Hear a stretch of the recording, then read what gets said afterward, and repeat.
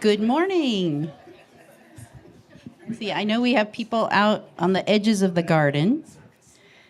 Good morning, everyone.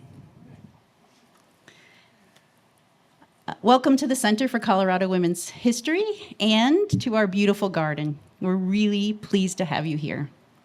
I'm Susan Fries, the director of the Center for Colorado Women's History and the Deputy Community Museum Officer for History Colorado. In the spirit of healing, we begin each event here at History Colorado with a reading of our land acknowledgement.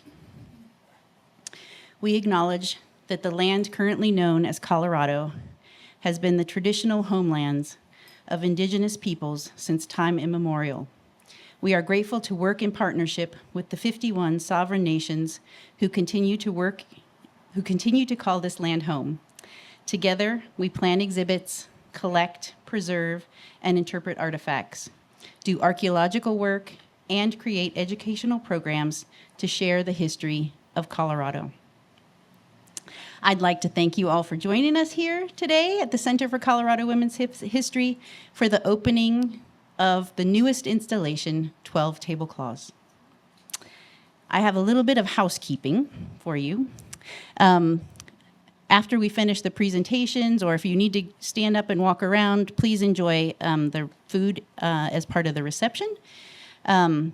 Following the presentation, you'll join your tour group, and your number is on your name tag, for a Chloé-led tour of the exhibit. And each tour will take about a half an hour. We can only fit about 15 people in the room at a time, so be patient with us. While you wait, please enjoy the first floor of the museum. We'll be entering through the front door today, which is not usual. The first floor is open in an open house style. We have staff members that can answer questions for you or give you some more information about the house and the women of history of Colorado. Take your fans with you. There is no air conditioning in this home. And then feel free to return here as you wait for your tour or spend time in the Carriage House gift shop that is air conditioned. And restrooms, I know, just a little bonus. Restrooms are available through the Carriage House entrance that the staff member there will direct you. And now, I would, in particular, like to take a moment to recognize Nevoyo Masakani and extend a heartfelt welcome to her. She is in the orange. Nevoyo is a granddaughter of Myrtle Grant, who was a domestic worker that labored in this very home in the 1940s and 1950s. We were very fortunate that Nevoyo was willing to share her family's history with us so that it could be included in 12 tablecloths. Thanks to Nevoyo's stories, you will get to meet her grandmother Myrtle through this installation today. I'd like to welcome Dawn DePrince, President, CEO of History Colorado, to share a few words with us.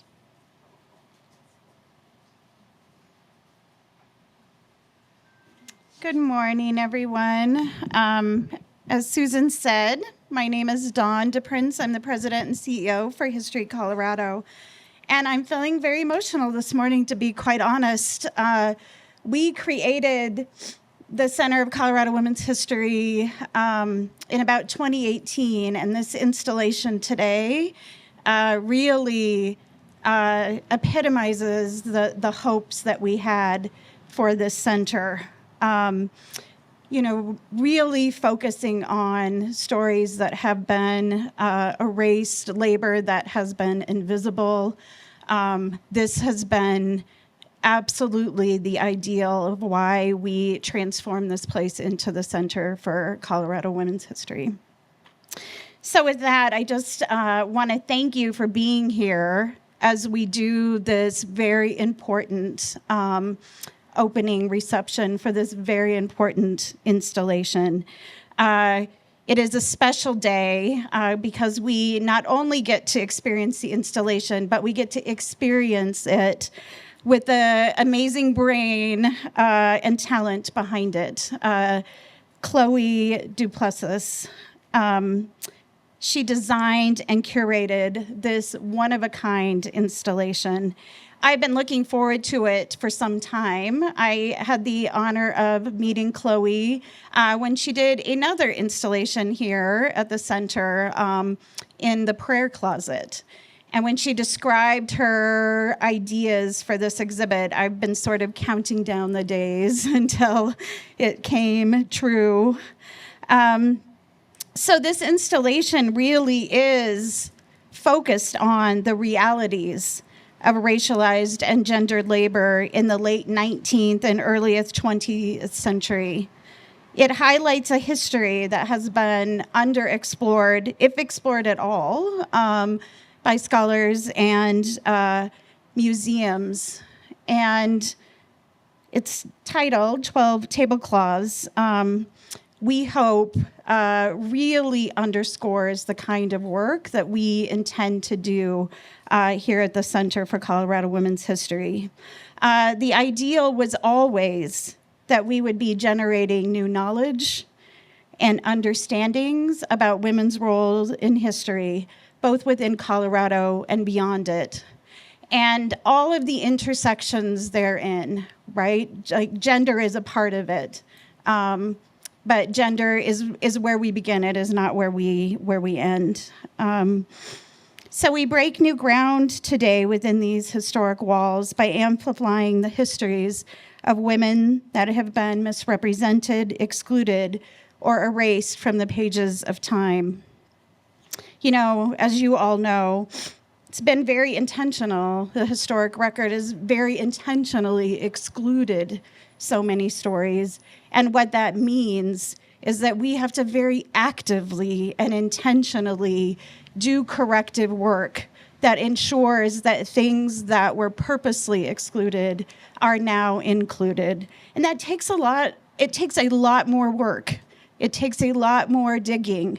Archives don't exist in the same way. So the kind of work you see here requires more labor than it would if it was telling the kinds of stories that have been recorded more traditionally.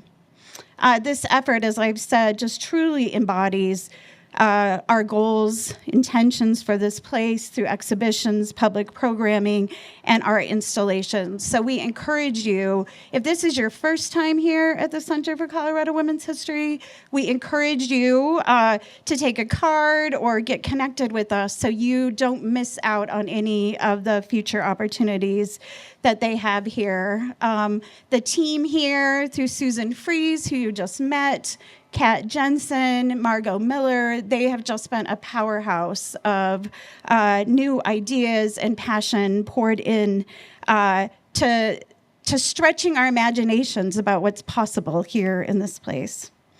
Today, while you are here, we also ask that you will just intentionally consider just how 12 Tablecloths reflects the diverse realities of womanhood and places women of color at center stage in what was historically a white space, and even more so was historically a space where labor and women of color were not meant to be seen.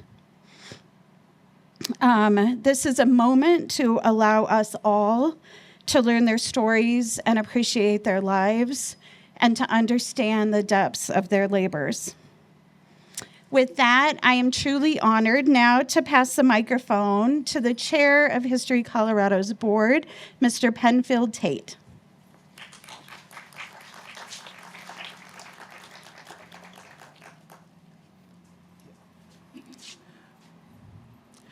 The ability and the opportunity to experience history is vital for a community to determine how to chart its path forward.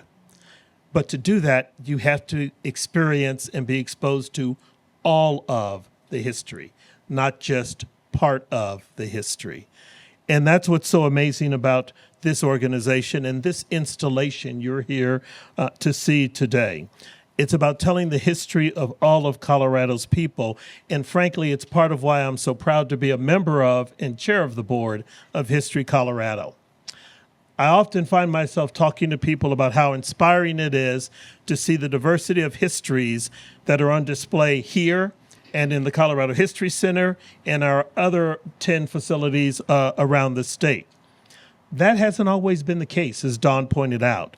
Histories of some people in our community have been marginalized, and it's now important for them to see their history integrated into the history of the entire community. I want to thank Dawn for her tireless work. I joined the board, and I'm proud to say I'm one of the board members when we hired Dawn as our president and CEO. So thank you, Dawn. I want to thank Susan for her tireless work here, she and her staff, and all of the staff of History Colorado for their work, because telling history is a really nuanced process. It's not straightforward. It is sometimes challenging, but ultimately reaps the greatest rewards by creating accurate, evidence-based history that allows us all to truly understand how the past is going to shape the future and has shaped the present. The depth of today's work speaks to the ways that History Colorado goes about its business, boldly telling the history of all of Colorado. But it's important that I say this, and as chair of the board, I am the person who always says this. We are a state agency, but we also rely on public support to be able to do this work. I'm a member of History Colorado, not just a member of the board, but a financial member of the organization. I want to thank those of you who are members of History Colorado first, and encourage those of you who may not be members of History Colorado to join.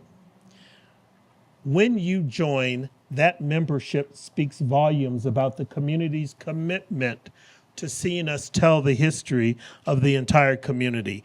That is important so that our work can be possible and move forward. Let me now introduce the star of the day, Chloé Duplessis. Chloé is an artist, curator, and historian committed to creating work that centers equity, accessibility, and healing. She's earned a bachelor's degree in cultural studies from the University of New Orleans, studied art and history at Charles University in Prague, and has over 20 years of experience in intellectual and intercultural engagement, arts administration, and advocacy. During her time as an independent artist, she has traveled to 9 countries and 24 states in support of her work and received the 2023 Denver Mayor's Award for Excellence in Arts and Culture in Equity, Diversity, and Inclusion. Chloé has been an incredible partner to History Colorado and contributed multiple installations that were previously on display at our sites, including the Prayer Closet here at the Center for Colorado Women's History, and Sister Soldier at the Trinidad History Museum. Chloé's work is quite remarkable in that it engages with undertold parts of our history and is presented in a multi-medium format, which includes tactile experiences, something that is particularly important for her as a legally blind artist. In addition to her talk here today, Chloé will be joining the Center for Colorado Women's History this upcoming Tuesday as part of the museum's Tuesday Night Summer Socials series. She is also the keynote speaker for the Women's History Symposium in November, which is the culminating event for this year's Bold Women Change History series. This symposium is a gathering of educators, museum professionals, researchers, and individuals from all walks of life who explore how women's history is found in unexpected places through non-traditional techniques. You can find more information about Women's History Symposium and purchase tickets at historycolorado.org. With no further ado, please welcome Chloé Duplessis.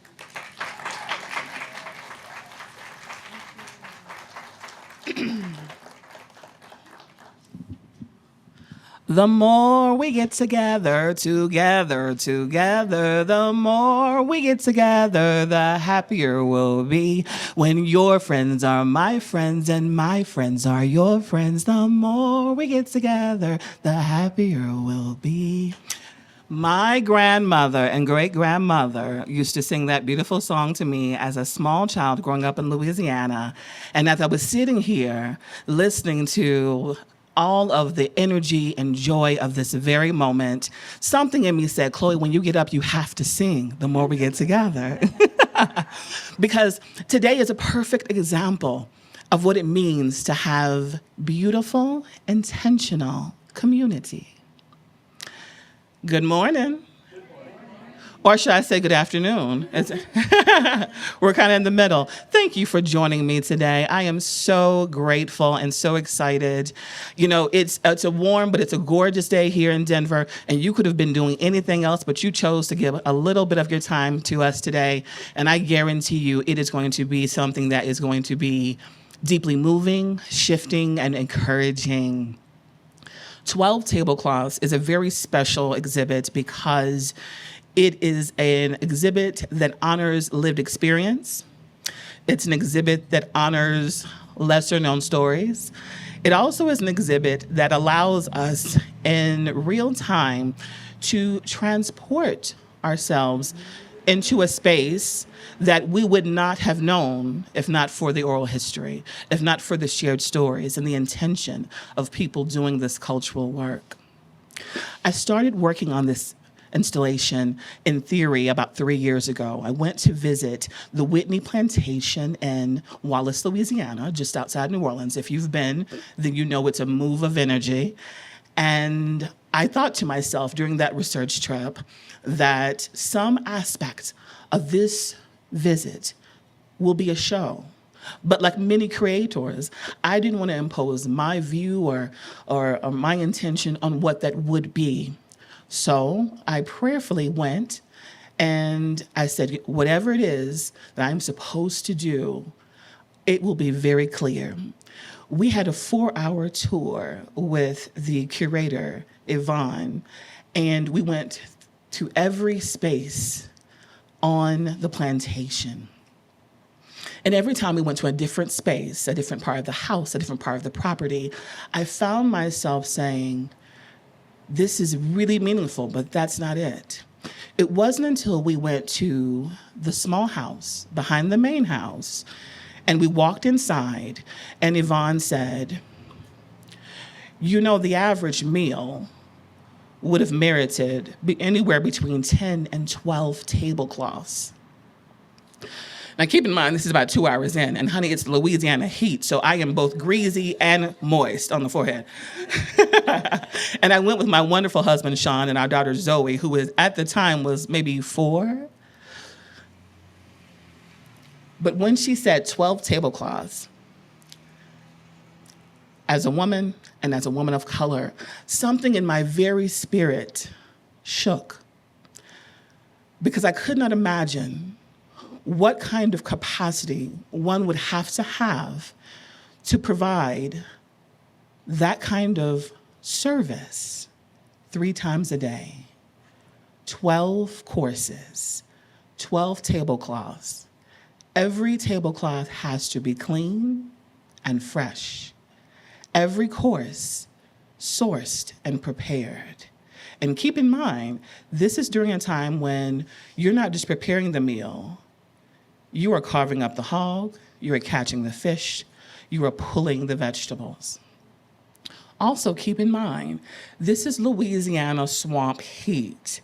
So this is easily over 100 degrees with a burning fire and a hearth and a cauldron. I then positioned myself with that house behind me, and I glanced forward towards the main house, the big house, as they would say. And all I could think about was my ancestors and how they were working and toiling day in and day out to create the illusion of a quality of life for a family at the sacrifice of their own. The average lifespan of slaves in Louisiana was anywhere between 21 years of age and 28 years of age. If you lived to be in your early 30s, you were considered an elder. There was never a day off, and it was an early morning rise that met the evening. Women were working oftentimes with child and a knee baby, as we would say, at their coattails. If they weren't cooking and preparing, they were in the house serving, changing linens, sewing, fixing, or maybe even in the sugarcane fields, in deep marsh, moisture, earth, with rodents, and honey, all of the creatures. As we left that day, my heart was so heavy that I had to find room to insert gratitude, because I believe in doing this work that gratitude is always a part of the story, even if you don't understand. When we got back to Denver, all of my friends said, "Oh, how was your show?" Because I was in town to do a show. The show went well, thank you. How was the trip to the Whitney? I heard it's moving. I said, it was. Well, can you show us pictures? Oh, I'll get back to you. I was so full that I couldn't even share my experience. I did not know what to do with it. And think in your own life, there have been seasons where you've received news or word or shifted into a season where you didn't know quite where to put it. Herein lies the opportunity that we have as storytellers, as stewards of history. Are there some parts of history that are really, really painful and tough? Yes. But are there some parts for us to really think about how our love, our intention, and our heart can be the salve, can be a healing force for good? That's the very core of this installation. It took me 1.5 years to fully process that trip. I said very little about it to people outside of my circle and my family until one night, literally, I woke up and I proclaimed, "Sean, I've got it." To which my husband responded, "What?" I had a dream, and in the dream, I was setting a table, and I was recreating this table, and I was reclaiming this table for the women. It made so much sense. It was vivid and beautiful, and I was there, and I was engaging, and I was so honored to do so that I immediately got up. I went to my work area, and in 30 minutes or so, I sketched out and typed up the entire show. And then I carried that show for the next 2 years. And every time that we would travel, for those who are familiar with Duplessis art, we're based in Denver. We love living, working, and thriving here. But about 6 months a year, we travel based upon invitation to do installations that bring people together around history. And every time we would travel, I would be mindful of where should this show go? Because truly, oftentimes people would have you believe that slavery and the history around slavery is a scourge or a marker only of the South. But the reality is, it was as closely linked to early American economy as you can get. It was the foundation of our country. And when you dismiss that, you dismiss the extraordinary contributions for which we all benefit. It wasn't until after doing Sister Soldier in Trinidad at the museum that I received an invitation to come and visit Susan and her wonderful team here. And I actually came to talk about that show. I mentioned briefly that I was working on finding a place for 12 tablecloths. And Susan, in her beautiful, intentional way, said, "Tell me more." And so I did. And as I sat across the table from her and Kat and Margot and Janan, I shared my heart for this story and what I felt needed to happen. They literally looked at each other in real time and began nodding and smiling. It was edifying to my spirit that a show honoring the contributions of women would be birthed and reimagined to honor not only those extraordinary women at the Whitney Plantation, but to honor one of our own, the beautiful Myrtle Grant, who served here in the 40s and 50s. So the version of the show I brought has been expanded beautifully, and I think is even more grounded for 2 specific reasons. One, we get to honor Miss Myrtle in real time in the home where she lovingly and proudly served. Additionally, we get to, dare I say it, embrace the awareness that with the Denver Mint not so far away, and all of these beautiful homes and buildings that we now sit in, still erected, that quite frankly, the labor, the cost, and the capacity of the very fiber of our country is largely due to the nameless persons who came before. So in this way, we are reclaiming, we are championing restoration, and today, while it is a deconstructed eulogy of sorts, you'll see as you get into the room, today is not just to focus on the somber fact of what these women endured, because truly, that's what was. Today is an opportunity for you and I together in real time to celebrate them and give them what they did not have in life, in this realm, in this moment, in this time. I want you, when you go in for the tour, to feel free, following the tour, to ask heartfelt questions, to be consumed by the energy of the room. And I want, hopefully, for you to depart this celebration today with a feeling of sincere gratitude, but also an awareness of all the ways these stories have been covered, packaged, hidden along the way. I'd like to thank our amazing team, Chloé Duplessis, who is my business partner and my amazing husband of 14 years. Yay, Sean. He's hiding, he's mortified. My adorable daughter, Zoe. Yay, Zoe. Who also considers herself my project assistant. Occasionally my manager. I'd also like to thank Katie McWeeny. Katie, will you please stand? Yes. So Katie McWeeny is a dear friend and colleague who is a gifted visual artist, a facilitator, a business owner based in the greater Asheville area. She is also a ceramicist who intentionally uses her hands to articulate heart language. Heart language. When I reached out to Katie a few months ago and told her what I was doing, she was just being a friend. She was like, ooh, oh, yeah. And then I said, you know what, Katie, would you consider making the plates? Because typically I could just like partner with a business and create a design and do the thing, but like to have these plates be made by hand when so much of domestic services, the body, the physical, the heart, the head, the hand, it just made sense. She immediately accepted, and what you will see inside is her work. So we are in deep gratitude to Katie and her wonderful partner, PJ, who accompanied her all the way from Asheville today. I'd also like to say the wonderful charcuterie board is courtesy of her amazing partner, PJ, who was also a wonderful chef and baker. So I just want to put that plug out there. The Southern in me, I've got to acknowledge the food. It's a whole thing. I also would like to thank Shanna Bupp. Shanna is occasionally a contributing artist to Duplessis Art, but for the purposes of this installation, she was a project assistant and is a gifted artist in her own right, focusing on history, ancestral work, fiber, the earth. She's also a farmer, just one of those unique individuals that if you name something, she can do it, and you're just like, well, okay.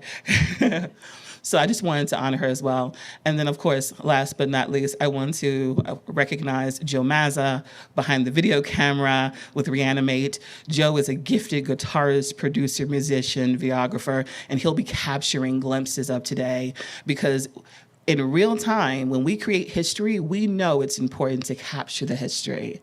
So you're a part of living history today, and I am just delighted. So at this time, we're going to go ahead and shift energy and move indoors. And I want you to know that your very presence here is not happenstance. There is someone sitting right now that almost didn't come, that just heard, that saw this on social, got an email, got a press release. There's also someone that was supposed to be here in theory, that didn't make it.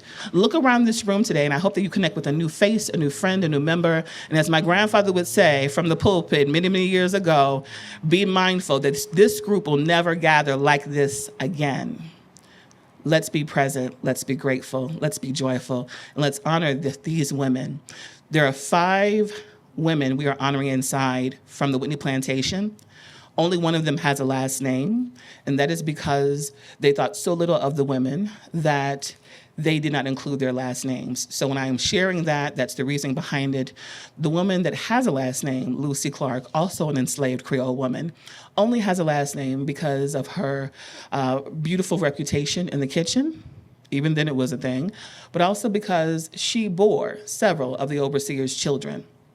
So these are some of the realities we'll be navigating inside, but we'll also be navigating their emancipation of sorts. And you will also get a chance to hear firsthand about the lived experience of the lovely Miss Myrtle. Thank you for your energy, your time, and your capacity. Let's go indoors, honey, and get you something to eat if you're hungry. All right, thank you.